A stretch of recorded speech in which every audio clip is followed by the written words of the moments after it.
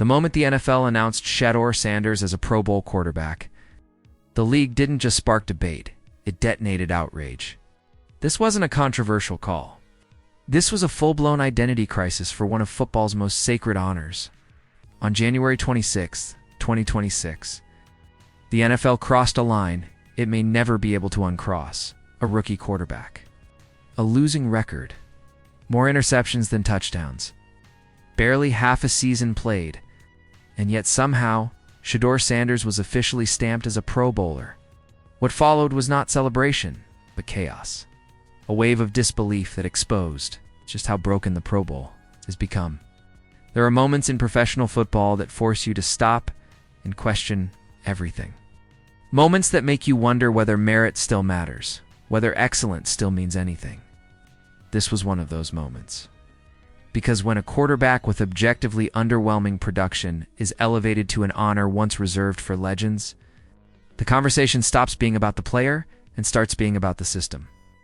Shador Sanders, a fifth-round rookie selected by the Cleveland Browns, was added to the 2026 Pro Bowl roster as a replacement for Patriots quarterback Drake May, who advanced to the Super Bowl.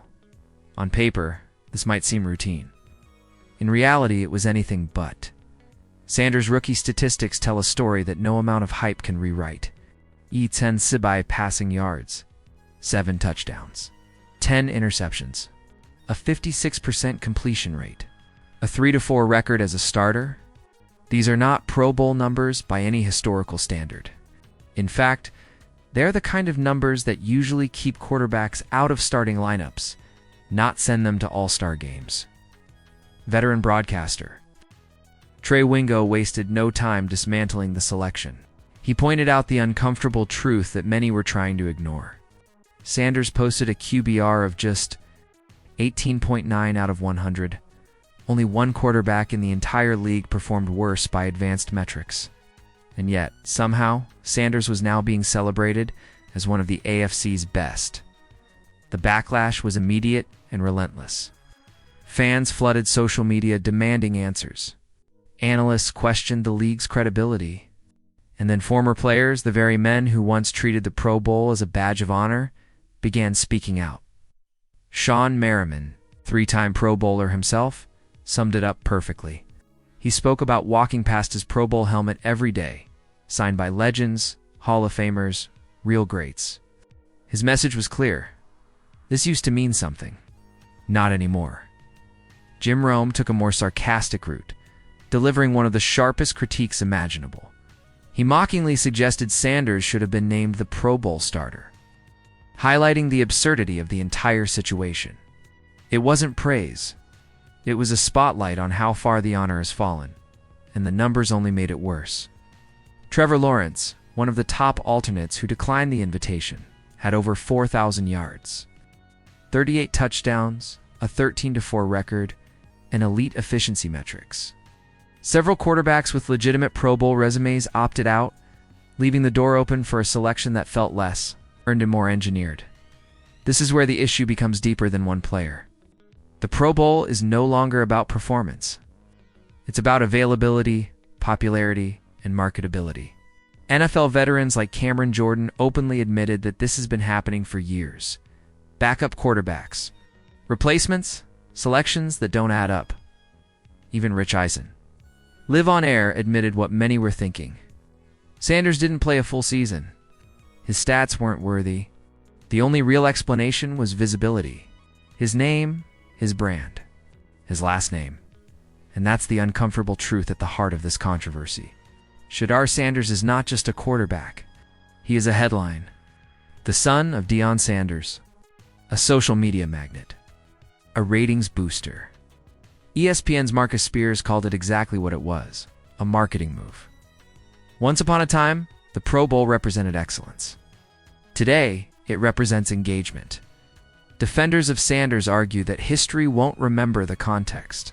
Shannon Sharpe himself said that years from now, no one will care how a player made the Pro Bowl, only that he did. And technically, that's true. But the very fact that this argument is necessary proves the problem. We shouldn't be debating how someone got there. We should be celebrating why they deserved it. Criticism of Sanders didn't begin with the Pro Bowl. Concerns about leadership, accountability, and attitude followed him from college to the draft. Once projected as a top 5 pick, he slid all the way to the 5th round. Scouts questioned his body language. Coaches questioned his interviews. Analysts questioned his maturity. From deflecting blame in post-game press conferences to taking unnecessary sacks, from flashy branding to off-field distractions, the perception, fair or not, stuck. And when Colorado retired his jersey early, accusations of favoritism and nepotism only intensified. Even current NFL players weighed in. Offensive linemen pointed out teammates who dominated their positions but never received Pro Bowl recognition. Their conclusion was simple: if you're popular, you get in. Ironically, some argued the selection was unfair to Sanders himself. By placing him in an undeserved spotlight, the league set him up for ridicule and comparison he never asked for. He didn't select himself. He didn't campaign for votes. He accepted an invitation anyone would accept. And that may be the most important point of all. This isn't about hating Shador Sanders. It's about acknowledging reality. The Pro Bowl has become a content machine, a controversy factory, a symbol of what happens when clicks matter more than competence. The moment in honor requires justification instead of celebration. Its value is already gone, unless the NFL restores merit to the selection process. Unless performance once again outweighs popularity, this won't be remembered as an isolated mistake. It will be remembered as the moment the league finally admitted the truth. If the Shador Sanders Pro Bowl selection shocked fans, the deeper truth behind it is even more unsettling. Because once you strip away the emotions, the hot takes, and the outrage, what's left is a system that no longer prioritizes football excellence.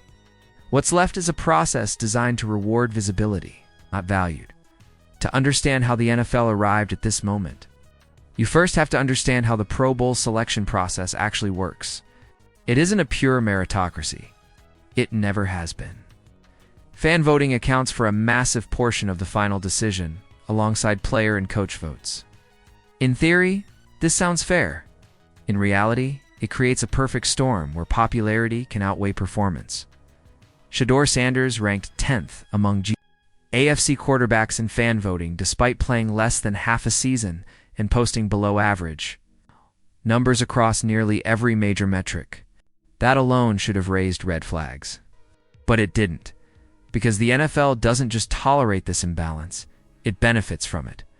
The Sanders name is powerful. It drives clicks. It drives engagement. It drives debate.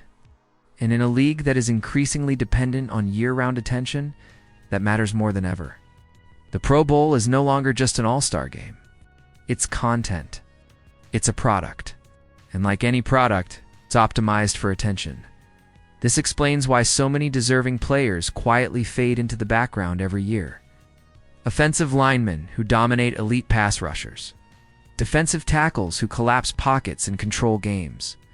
Linebackers who lead defenses in every meaningful category. They don't trend.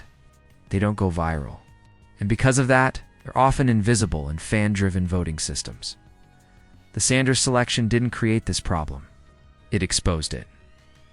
Former players have been hinting at this erosion for years. Cameron Jordan openly admitted that questionable quarterback selections have become routine. Tyler Huntley, Mitchell Trubisky, now Shador Sanders. Different names, same issue. Quarterbacks with limited resumes elevated because the position itself draws attention, and attention sells. This is why so many top-tier players decline Pro Bowl invitations altogether. For those competing at the highest level, especially those coming off deep playoff runs, the Pro Bowl no longer carries the prestige it once did. It's not a reward. It's an obligation. And for many, it's simply not worth the risk. When the best players opt out, the system doesn't pause. It doesn't reassess. It fills the gap. And those gaps are increasingly filled by players whose presence generates conversation, not respect. That's how you end up with a 5-win team having more Pro Bowlers than a Super Bowl contender. And that's where the Pro Bowl loses its identity. because honors are supposed to separate the elite from the rest. They're supposed to be earned, not explained. The moment fans need charts, excuses, and marketing logic to justify a selection, the honor itself has already failed. This also explains why criticism of the selection feels so personal to so many players. For veterans who spent years grinding for recognition, the Pro Bowl represented validation. It meant you were seen. It meant your work mattered. Watching that symbol reduced to a marketing tool feels like an insult, not just to the past, but to the present. And yet, amid all this outrage, one fact remains unavoidable. Shador Sanders did nothing wrong. He didn't manipulate the system. He didn't campaign for votes. He didn't ask to become the center of a league-wide Pro Bowl as we once knew it. Is over. Shador Sanders didn't kill it. But he has become the face of its transformation. If you enjoyed this breakdown and want more honest, unfiltered NFL analysis, make sure to like the video. Share it with real football fans, subscribe to the channel, and drop your thoughts in the comments. Do you think the Pro Bowl still means anything, or is it officially finished?